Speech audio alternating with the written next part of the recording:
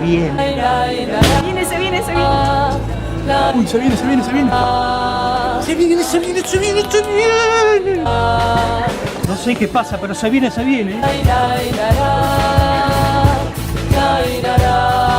Bien, aquí estamos con el doctor Oscar Abudralini, ya un compañero asiduo de Se Viene. Muchas gracias una vez más, Oscar, por estar acá con nosotros. Gracias a vos, Enrique.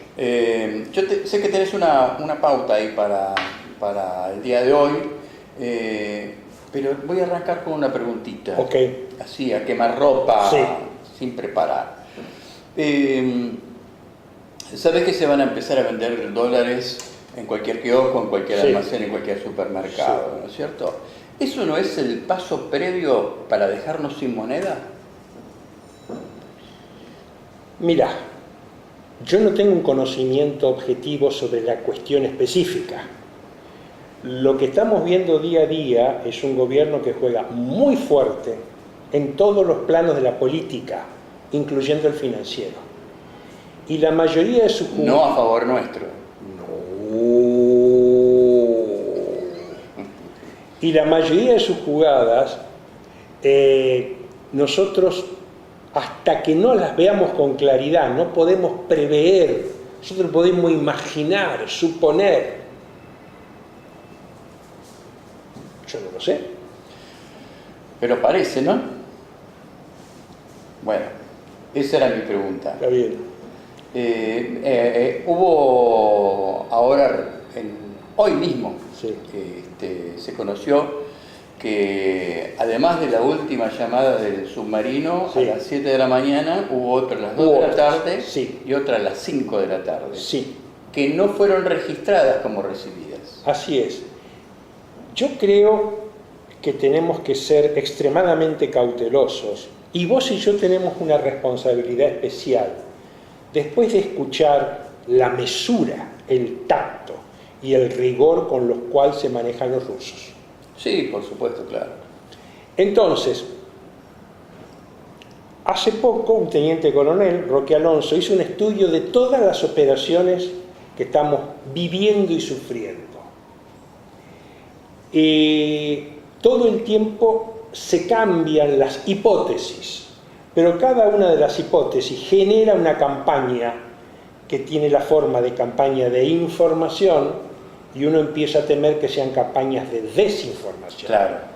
Te voy a contar la última porque nos toca muy de cerca a vos y a mí.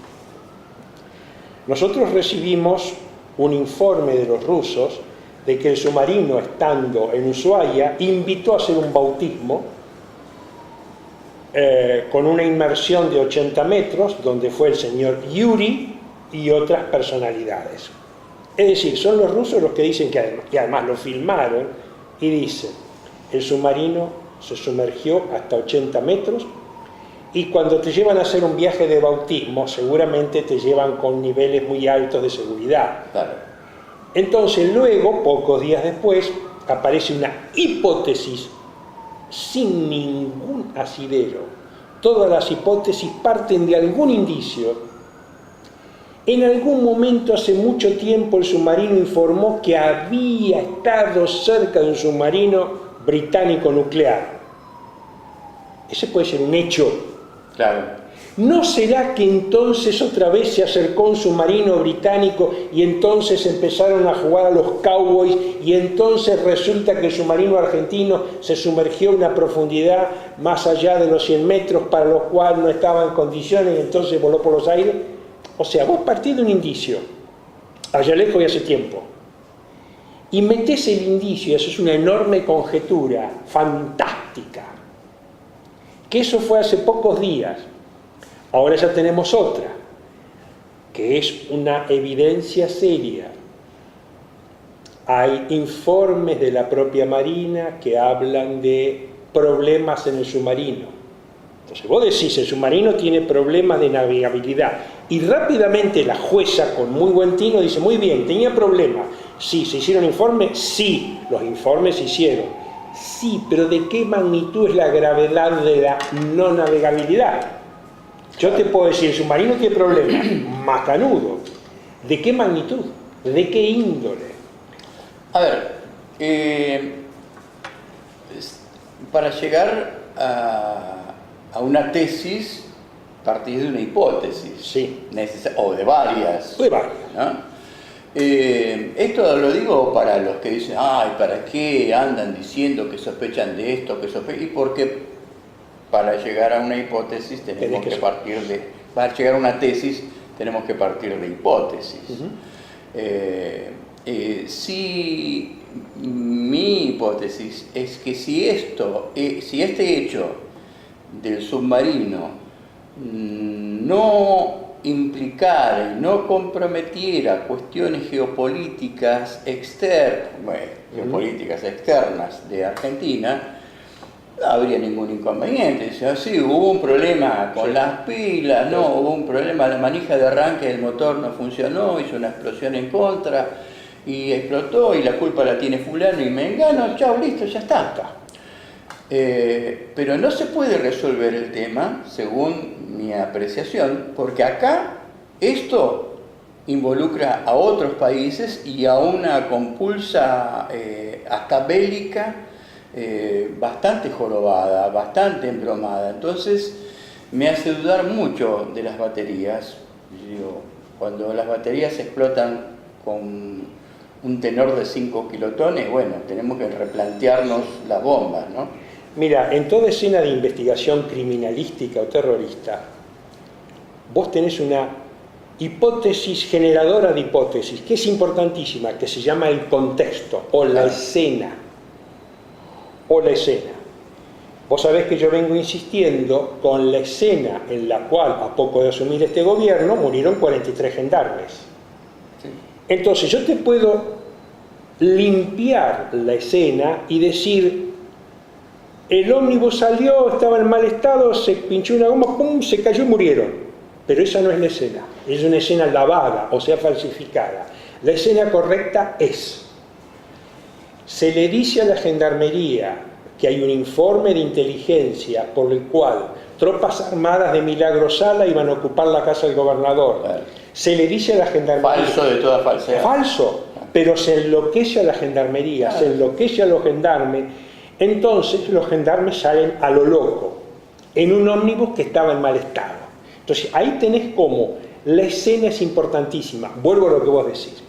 Nosotros tenemos una escena complicadísima, que es el Atlántico Sur militarizado. Claro. En ese escenario desaparece un submarino, gravísimo, y en ese escenario las voces oficiales del gobierno y de la Armada entran a desdecirse, a contradecirse. Entonces, la generación básica de hipótesis es la escena, porque vos estudiando la escena vas a decir, acá hay una hipótesis que tengo que estudiar, esta no tiene mucha importancia. Entonces, la escena no es confiable, ¿sabés por qué?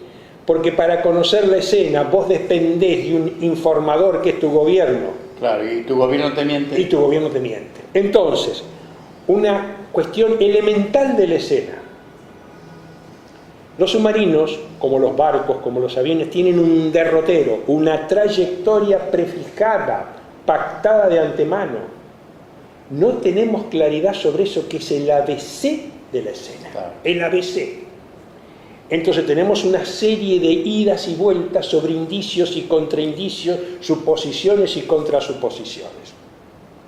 La pregunta: yo tengo un respeto a priori por la jueza que está interviniendo. Me pregunto con temor y le digo a la jueza, porque tengo jueces amigos que la respetan mucho. Nosotros hoy tenemos un a priori sobre la hipótesis de la investigación, que es la siguiente. ¿Se puede llegar a investigar y hasta culpabilizar a la Marina? Sí. ¿Se podría investigar la responsabilidad del Poder Ejecutivo? Entonces ahí tenés ya cómo la investigación a priori está definida para que vaya solo para un lado. Claro. Yendo al campo de la involucración nacional. Vuelvo a la escena de los gendarmes. Murieron 43 gendarmes. La involucración de la República Argentina es -0. La involucración de los derechos humanos y los es -0. La investigación periodística es menos 0. Entonces ahí tenés 44 muertos en una escena complicadísima, donde a priori es como si toda la República Argentina, incluyendo la Gendarmería, dicen no investiguemos nada. 43 muertos no se investiga.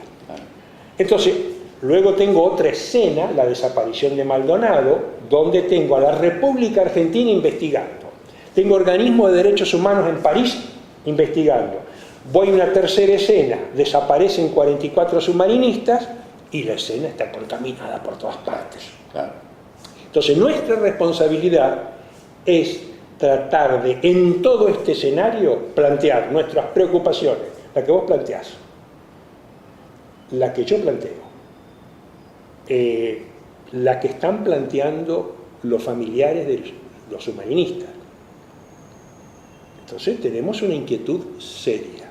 Yo tengo la necesidad y hasta el deber de hacer pública mi gratitud al presidente Putin, a la embajada rusa en la Argentina, y al presidente Putin le tengo que decir algo desde el corazón, y es que en un momento de alta zozobra los familiares de los submarinistas le pidieron ayuda, y el presidente, en un gesto que yo creo que resonó en el mundo entero, también en la Argentina, comprometió su ayuda. Entonces, mi deber, mi necesidad es decirle, presidente Putin, muchísimas gracias, muchísimas gracias.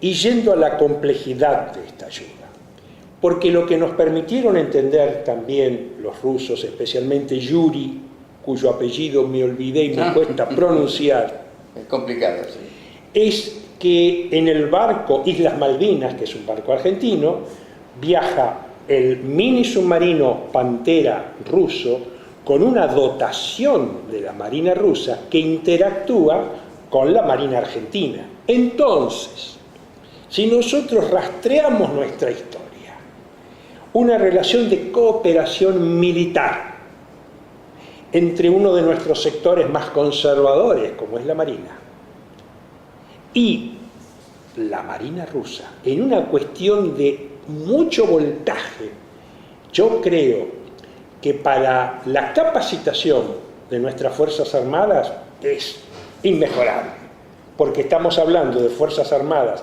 casi desvencijadas que reciben la ayuda tecnológica de Fuerzas Armadas, claro, de élite. Eso, pero por otra parte, algo que señaló mucho Thierry Meyssan, para el divorcio pueblo-Fuerzas Armadas, que nuestras Fuerzas Armadas, que posiblemente están parasitadas todo el tiempo con lavados de cerebro sobre cuál es el bien y el mal, que reciban ayuda del eje del mal, es importantísimo. Es importantísimo porque en el terreno militar guiarse por ideologías es de una gravedad espantosa. Entonces en el terreno militar uno se guía por alianzas militares. Por alianzas militares. Sí, sí, sí, claro. O sea, ¿quién es tu aliado para combatir a tu enemigo? Exacto. Entonces es importantísimo, sobre todo porque ha sido en la guerra en Siria donde Rusia vuelve a mostrar los dientes en el buen sentido y se mete en un terreno bélico a defender un país muy modesto que si no entraban Rusia y China, ese país iba a volar por los aires, como Libia, Irak y Afganistán. Claro. Entonces que nuestros militares y sobre todo nosotros aprendamos eso, que estando en la indefensión militar grande y geopolítica también, sepamos por dónde hay que buscar las alianzas. ¿Qué trabajo se hizo para que un país que tiene un origen y naturaleza militar, como es el nuestro, sí, porque si bien hubo Mariano Moreno, después todo lo demás, Belgrano, Güemes, San Martín, Rosas, son todos hombres de armas. De armas. Sí. Y nuestra independencia se logró sobre la base del sacrificio militar, de mucha sangre, ¿no es cierto? Que no es el caso, por ejemplo, de Brasil. En Brasil, don Pedro I abdicó a su trono en Portugal, declaró la independencia ningún problema. Y después don Pedro II, como quedaba feo eso de ser rey en América, declaró la República. Hubo mártires como Tiradentes, por ejemplo, que era un dentista que lo ahorcaron en una plaza. Y sí, tienen conflictos internos, pero no, la historia de Brasil no es una historia de independencia esculpida a sangre y fuego, de ninguna manera. Ha sido muy cómodo y tal vez por eso ellos son tan sencillos a la manera de ver y de resolver algunas cuestiones, tan pasivos también, ¿no es cierto? ¿Por qué nosotros, que tenemos un origen tan militar, estamos tan desmilitarizados? Mira, la desmilitarización, pero sobre todo el divorcio pueblo-fuerzas armadas, se da después de Malvinas.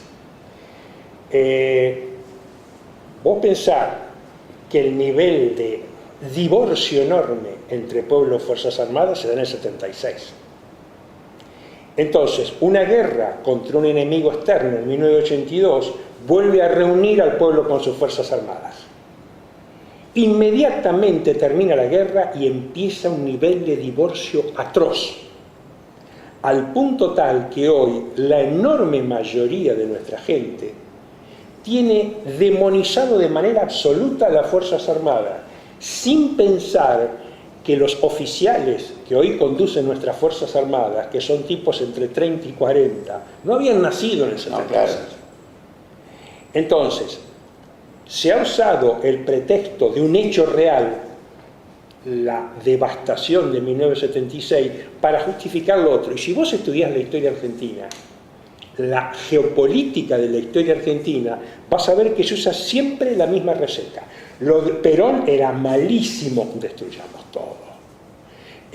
Frondizi era un jorobado, destruyamos todo. Que Frondizi fue un producto de ellos. Sí, pero se le ocurrió hacer cosas como la independencia petrolera que había que castigar. Claro. Ilia, un desastre, lo tiramos al tacho.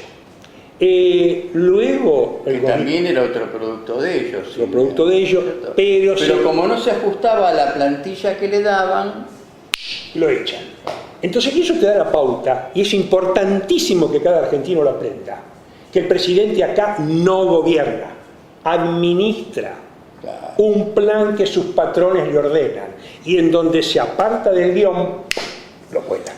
Y ahí, ¿cómo ubicás vos a los medios? Yo no tengo ninguna duda, en que, por ejemplo, a la gente común, si nosotros paramos a cualquiera, estamos sobre la calle Cerrito, al 200, le paramos a cualquiera. ¿Quién fue Videla? ¿Saben? Sí, por supuesto que saben. ¿Quién fue Altieri? Saben. ¿Quién fue el general Cesio? No saben. No tienen la menor idea. No saben. ¿Quién fue el general Valle? No saben la mayoría. Tienen la menor idea. Y estamos hablando de militares patriotas contemporáneos. Así es. Esto significa que hay un trabajo sistemático, metódico, muy puntilloso por parte de los grandes medios de comunicación en anularnos la relación con las Fuerzas Armadas que deberíamos tener. Así es. Es decir, que esta orden geopolítica, que ya lleva varias décadas, de divorciar al pueblo de sus Fuerzas Armadas, necesita sí o sí un monopolio absoluto de una sola campana de los medios de comunicación que le digan todo el tiempo a la gente: todos los milicos son malos, son todos malos, no existe ninguno bueno. Claro. Al punto tal que ahora esta campaña, aunque te parezca mentira, la están haciendo con un cura, nada más ni nada menos que el Papa. Claro. Entonces vos tenés una campaña... Sí, solamente que ahora aquellos que eran católicos, apostólicos y romanos y comulgaban en la iglesia, lo hacían con los que bendecían las armas que le compraban a Israel para matar a argentinos judíos y no judíos. Y son los mismos que ahora odian al Papa, que es popular, porque defienden un gobierno que le sigue comprando armas a Israel para seguir matando judíos y cristianos en Argentina. Se tiene la impresión, y muchos la tenemos, de que en principio el Vaticano es un Estado, y como todo Estado hace política, Y el Papa no oculta su escozor, su resquemor contra el actual gobierno. Por lo tanto, contra el neoliberalismo. no, porque hay una confusión total sobre lo que es neoliberalismo.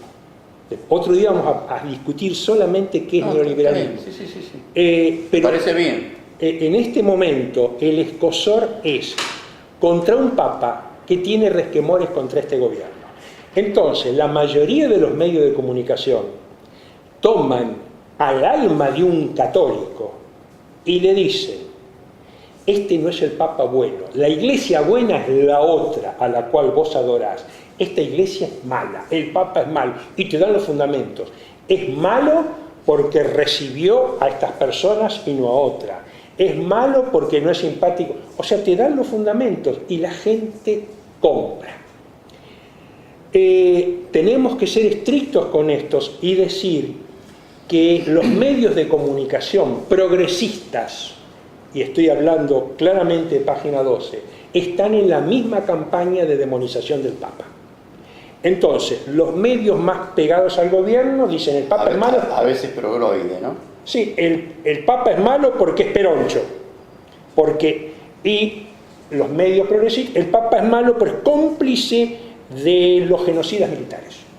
Entonces vos tenés como a las derechas, que son la mitad de nuestro país, le decís: el Papa es malo porque es peroncho. Y a nuestros progresismos, que es la otra mitad del país, le decís: el Papa es malo porque es cómplice de genocidio. Sí, con miradas completamente sesgadas. Por supuesto. Yo no soy ni siquiera religioso, o sea que no estoy defendiendo al Papa porque después en misa me reprenden si no lo defiendo. Ni siquiera soy religioso. Es decir, sí soy religioso en los términos estrictos de la palabra, que es religar, ¿no? Religar. Juntar la gente. Exactamente. Pero no... bueno, no importa.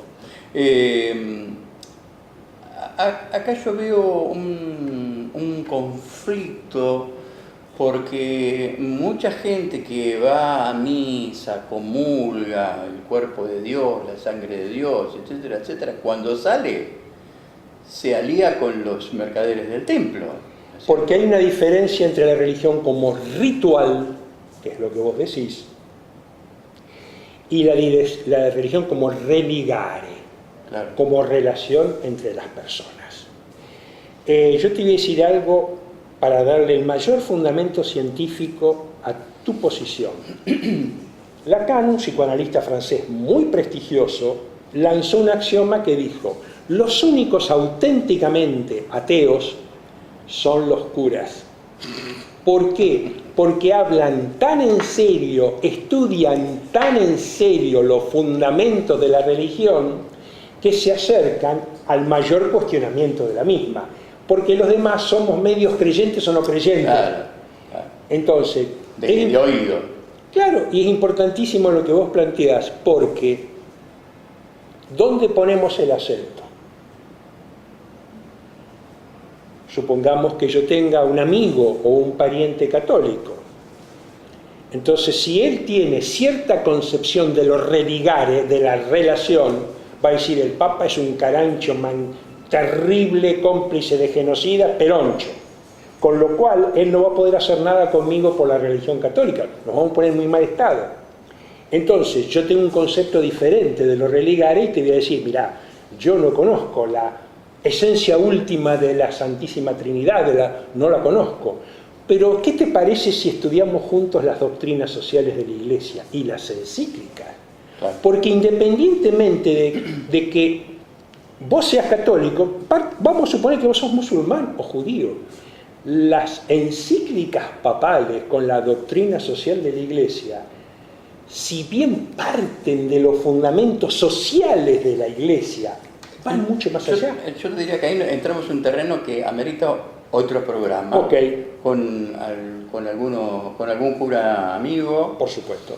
Y acá vuelvo a conectar a los medios de comunicación en esto de ponerse a favor o en contra del Papa y el valor que tiene. Yo a lo que generan le llamo el síndrome de Orson Welles. Es verdad, es verdad. Y tomo como ejemplo, y ahora vamos a un video que lo vamos a repetir en este programa, pero que vale mucho la pena, donde muestran cómo los norteamericanos pagaban $5 un litro de un agua no tratada, tomada del río directamente, y un diario muy importante sale a decir que hicieron un análisis de esa agua y está altamente contaminada.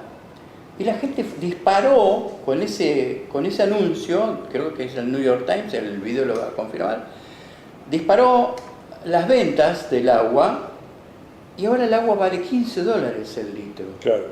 Y los tipos están locos por tomar agua contaminada. Entonces, ahí está el efecto del síndrome de Orson Welles. Es que ahora hay personas tan perturbadas que están dispuestas a pagar por beber agua no tratada, sacada directamente de los ríos, con todo tipo de virus, bacterias y demás microorganismos, como sucede en California. La gente prefiere contraer una enfermedad orgánica auténtica antes que virtual o cibernética. Sí, Quiere tener problemas gastrointestinales auténticos. El hecho de que el New York Times se hiciera eco de la noticia y contara en sus páginas que los californianos estaban dispuestos a pagar más de $5 el litro por beber agua no tratada hizo que la gente se volviera aún más loca y acudiera rauda a comprar más, lo que se ha traducido en un incremento del precio que ya supera los $15 el litro. Hay gente desesperada por conseguir esa agua no tratada, a pesar de que el New York Times prácticamente los tildaba de idiotas. Parece como si cada persona quisiera ser la más idiota de todas, como si la estupidez humana no tuviera límites. La gente debería repasar cómo Orson Welles logró que millones de norteamericanos crean que habían invadido los marcianos. Hoy al venir para el programa hablé con un oficial de Malvinas, lo que llaman los oficiales Thatcher, porque tenían 20 años. Sí. Entonces, hablando del tema del submarino, me dijo en broma, no vaya a ser que la próxima campaña de mañana sea que vino un plato volador y se lo raptó. Lo abdujo, sí, claro. Pero entonces, la capacidad, el poderío que tienen los medios de comunicación, pero no son los medios de comunicación, porque para que vos direcciones una campaña de un medio de comunicación, tenés que darle una orden política.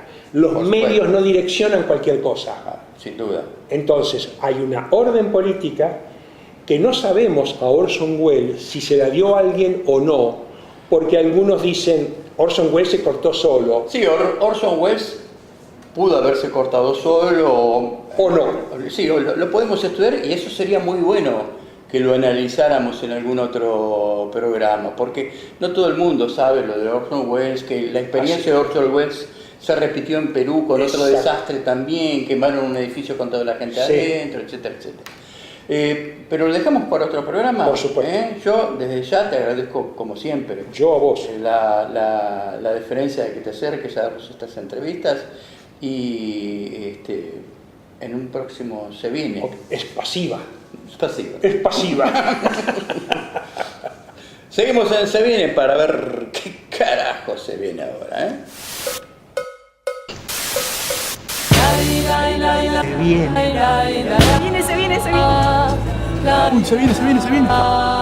Se viene, se viene, se viene, se viene. No sé qué pasa, pero se viene, se viene.